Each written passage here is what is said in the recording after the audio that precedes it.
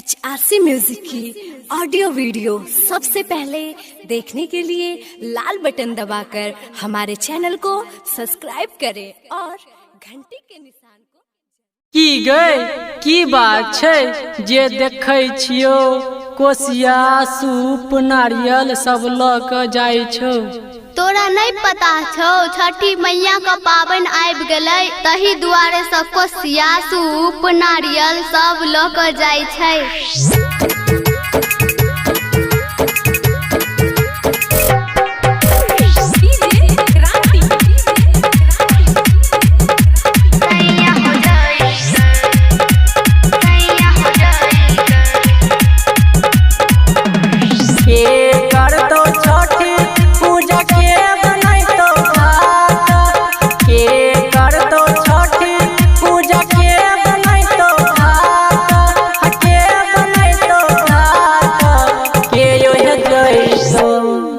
हाँ के योहे जैसो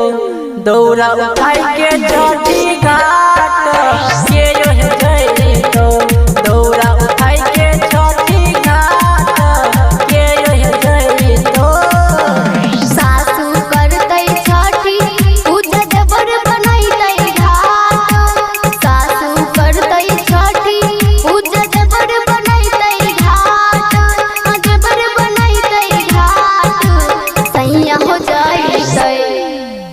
सैया हो जाइतै दौरा उठाई के छठी घाट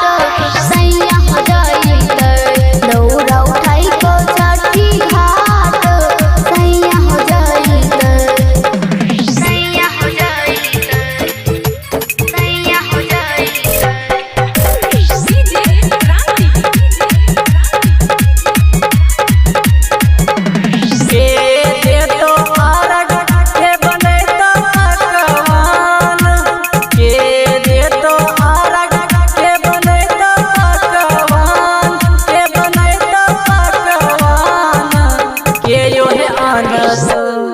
हाँ के योहे आनस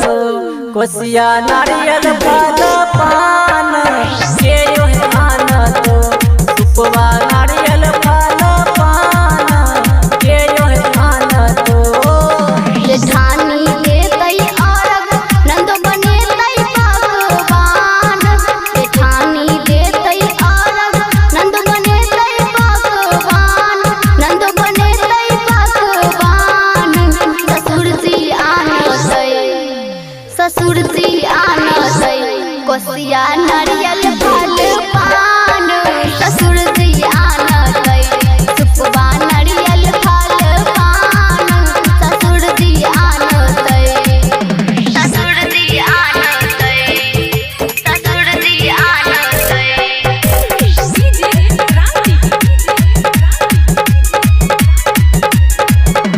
कहमा के तो अर्घ के गबत छठी गीत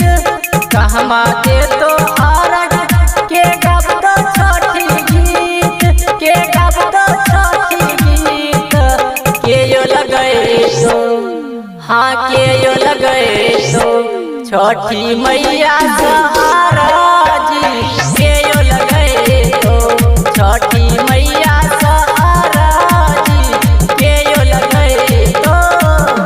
पोखरी में देतै अर्घ द्रौपदी गावतै छठी गीत पोखरी में देतै अर्घ अरुण गावतै छठी गीत सखी गावतै छठी गीत हरिचन लगावतै छठी मैया सा आराजी